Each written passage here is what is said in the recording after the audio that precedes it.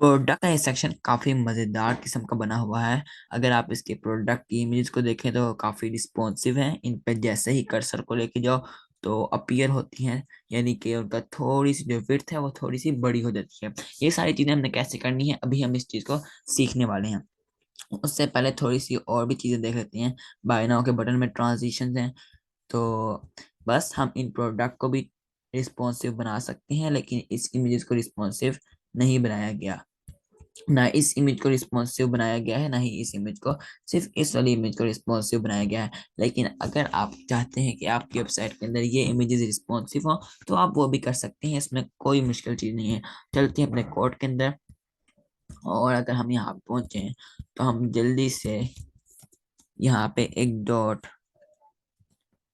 Product one के नाम से डिव बनाने वाले हैं। उसके बाद हम क्या करने वाले हैं, एक और डिव बनाने वाले हैं, कि ये तो हमारा एक होल डिव हो जाएगा जो तमाम चीजों को कंटेन करने वाला है, जो ऊपर से एक विड्थ कंटेन करने वाला है। उसके बाद दो डिव हमें और बनाने हैं। कोई भी एक कस्टम सा नाम हमें लेना चाहिए, जैसे हम कह सकते हैं डॉट वन। और बेसिकली एक अच्छा नाम नहीं है, लेकिन मैं इसको इस्तेमाल करने वाला हूँ। मैं डॉट वन, और सॉरी, डॉट वन का जो टेक्स्ट है उसके नाम से एक डिव बनाया था। तो मेरे पास यहाँ पे टोटल 3 डिव्स बन चुके हैं मुख्तलिफ क्लासेस के साथ। तो अब यहाँ पे एक आईएमजी आएगी, उसके अंदर जो हमारा जो है हमारी जो प्रोडक्ट है उसकी इमेज आ जाएगी। जैसे अगर मेरे पास मेन फॉर वन की पीएनजी पड़ी है तो मुझे बेसिकली चेक करना पड़ेगा कि कौन सी इमेज है इसकी। और अगर मैं यहाँ पे जाकर देखूं अपने, तो बेसिकली ये इसकी इमेज नहीं है।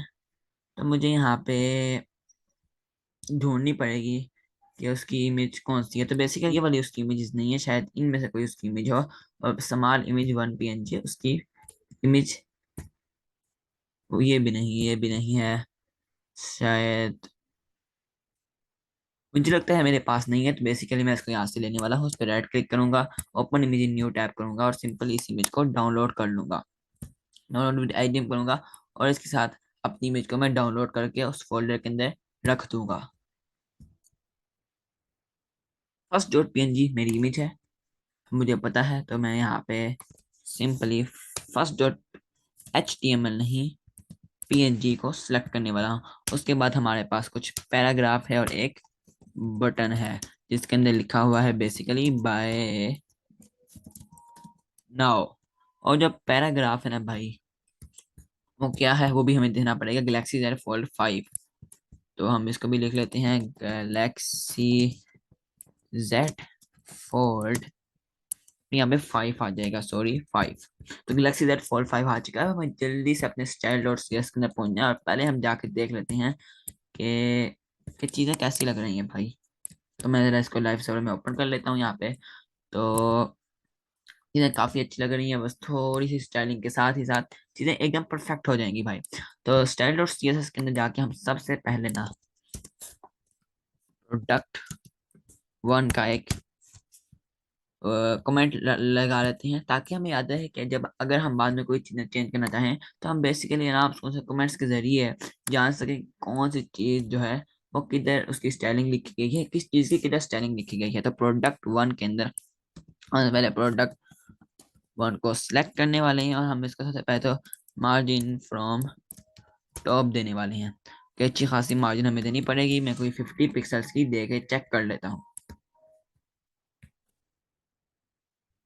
तो मुझे कोई ख़ास इसके अंदर प्रोग्रेस नज़र नहीं आई। मैं इसको इंस्पेक्ट करता हूँ ज़रा, और यहाँ पे अगर मैं देखूँ तो जो प्रोडक्ट वन है उसको भाई अगर मैं इसकी मार्जिन बल्कि ठीक है। तो बेसिकली हम इसको इतनी मार्जिन नहीं देने वाले इस सेक्शन को, हम इसमें थोड़ी ही मार्जिन को रखने वाले हैं।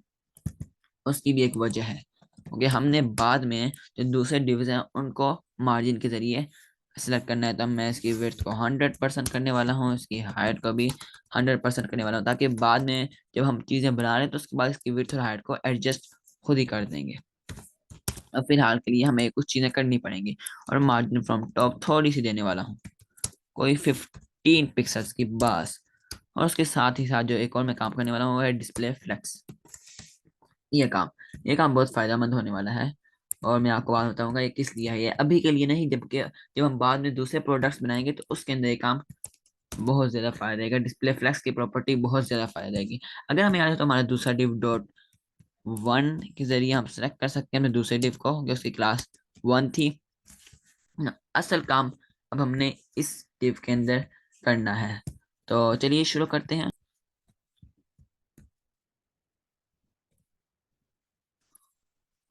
कितने दो, 53 पिक्सल्स, कोई 20 पिक्सल्स, कितना दे दूं, कोई 60 पिक्सल्स। मैं जानता हूँ मैंने ज्यादा दे दिया है, लेकिन जरा देखने दो हमें। कि भाई इसका ना एक बैकग्राउंड कलर भी हमें डालना होगा, क्योंकि अगर आप देखें अपनी उस वेबसाइट के अंदर जाके, तो उसमें एक बैकग्राउंड कलर भी बेसिकली डला हुआ है। तो ये वाला बैकग्राउंड कलर भी हमें डालना है। चलिए डालते हैं।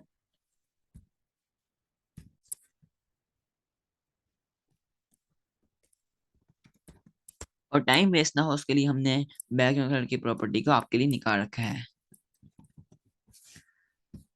और अब अगर आप यहाँ पे जाके देखें तो आपको ये बैकग्राउंड कलर थोड़ा सा नजर आ रहा होगा। अब मैं इसके अंदर थोड़ी सी पैडिंग डाल देते हैं। पैडिंग डालने का वक्त है कोई 60 पिक्सल्स की। और अगर अब आप यहाँ पे जाके देखें तो यस, इट्स डन यार। तो चीज़ें काफ़ी बेस्ट हो चुकी हैं। चलिए बढ़ते हैं आगे। और आगे हमने बेसिकली क्या करना है कि हमने डॉट वन के बाद जो हमारा अगला डिव था ना भाई, उससे सेलेक्ट करना है। और उसका नाम था डॉट वन टेक्स्ट। और इसके अंदर हमने स्टाइलिंग लिखनी है बारी बारी करके तमाम चीज़ों की। और इससे पहले कि हम डॉट वन के टेक्स्ट को सिलेक्ट करें, मुझे लगता है हमें IMG को सिलेक्ट करना है, क्योंकि बेसिकली इसके नाम ने विड्थ और हाइट को ही बाद में एडजस्ट कर लेना है डॉट वन के टेक्स्ट के अंदर। तो मैं जानता हूँ कि हमको विड्थ और हाइट को एडजस्ट करने की बाद में जरूरत पड़ेगी। तो पहले हम जरा IMG को डन कर लेते हैं, फिर विड्थ और हाइट को डॉट वन के टेक्स्ट की बाद में IMG के विड्थ और हाइट के जरिए एडजस्ट कर लेंगे।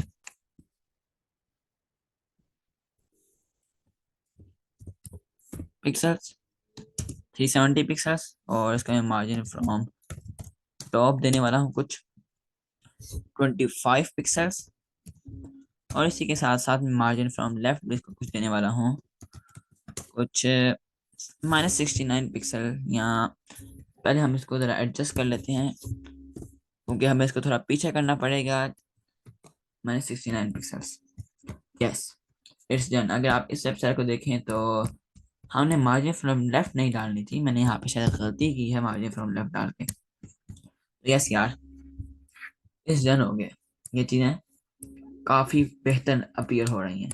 तो अब हमें अगले स्टेप की तरफ बढ़ना है। अपने जो इमेज है ना उसको थोड़ी सी ट्रांजिशन की भी जरूरत है भाई। तो ट्रांजिशन क्या करूँ, प्रॉपर्टी क्या होगी हमारी ट्रांजिशन प्रॉपर्टी भाई, विड्थ होगी इसकी। तो बस विड्थ ही होने वाली है। ट्रांजिशन जो ड्यूरेशन है वो क्या होगा, 0 पॉइंट्स क्या कर दूँ, वन चेक करता हूँ, बाद में चेक कर लेंगे हम। ट्रांजिशन टाइमिंग फंक्शन को ईज इन आउट कर देता हूँ। मेरा ख्याल है ये सारी चीजें एकदम परफेक्ट रहने वाली हैं। तो डॉट वन का जो टेक्स्ट की जो IMG है, जब उसके ऊपर होवर किया जाए भाईजान, तो क्या हो सकता है, पहले तो कर्सर पॉइंटर बन जाए। और उसके बाद जो विड्थ है ना वो कोई 390 पिक्सल्स की हो जाए। तो यस, इट्स डन यार। अगर आप देखें तो चीज़ें काफ़ी अच्छी अपीयर हो रही हैं। तो हाँ, अब हमें लग रहा है कि हम अपने असली वाले जो स्टेप्स हैं ना उनकी तरफ बढ़ चुके हैं। अगर आप यहाँ पे जाके देखें तो आप देख रहे होंगे कि बॉक्स भी बड़ा हो रहा है, जबकि हमारी वेबसाइट के अंदर बॉक्स बड़ा नहीं हो रहा। सॉरी, हमारी नहीं, सैमसंग की वेबसाइट के अंदर बॉक्स बड़ा नहीं हो रहा। तो हमें इसको बड़ा होने से कैसे रोकना होगा, हमें सिंपली डॉट वन की विड्थ और हाइट को डिफाइन करना होगा। तो हम इसकी विड्थ को करने वाले हैं कुछ कोई 400 पिक्सल, मुझे लगता है करना ही पड़ेगा। और जो हाइट होने वाली है वो कोई 490 पिक्सल्स करनी पड़ेगी ऑलमोस्ट। तो अब आप देख सकते हैं कि जो इमेज है सिर्फ वो ही बड़ी हो रही है। और जो हमारा बॉक्स है वो काफी जगह पे छाया हुआ है, तो हमें इसको थोड़ी सी पैडिंग और देने की जरूरत है। तो पैडिंग हमने बेसिकली थोड़ी सी और देनी है, तो कितनी दे दूं? कुछ हमें देनी पड़ेगी लेफ्ट और राइट से भी। तो मैं बेसिकली पैडिंग लेफ्ट अलग देने वाला हूँ, कुछ 15 VW के हिसाब से। तो ये अब इमेज, सॉरी, जो हमारा बॉक्स है काफी ज्यादा बड़ा हो चुका है, तो हमें अब इसको भी दोबारा से एडजस्ट करना पड़ेगा। अगर आप यहाँ पे जाके देखें तो हमारे बॉक्स की जो विड्थ और हाइट है काफी बड़ी है, तो हम यहाँ पे इसको इंस्पेक्ट करके थोड़ी ठीक करने वाले हैं। तो हमें बेसिकली प्रोडक्ट की विड्थ और हाइट को अगर मैं यहाँ पे कम करना शुरू करूँ, तो इससे तो भाई फर्क नहीं पड़ता। तो हमें डॉट वन को ही देखना पड़ेगा, डॉट वन का पैडिंग का मसला है। तो जी जी, तो बेसिकली पैडिंग को ही सही से डिफाइन करना पड़ेगा।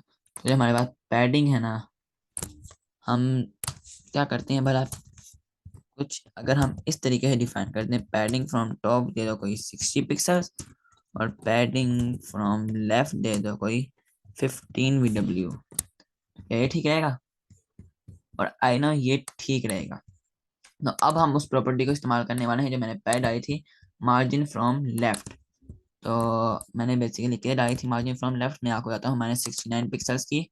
तो हमने वो IMG के डाली थी, तो अगर आपको याद हो तो मार्जिन फ्रॉम लेफ्ट हम करने वाले हैं -69 पिक्सल्स। तो यस यार, इमेज तो बिल्कुल परफेक्ट आ चुकी है, थोड़ी सी भी चेंजिंग रहती है, तो अगर मैं इसको 79 पिक्सल्स कर दूं तो इट्स नॉट बैड।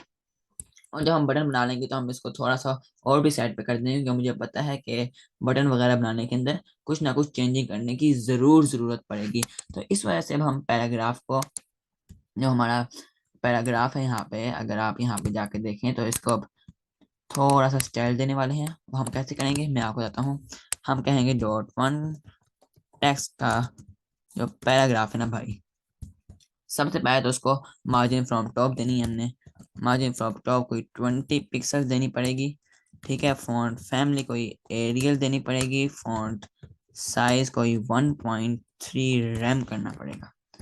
और हमने काफी कुछ किया है, और जहां तक मेरा ख्याल है कि बेकार नहीं किया।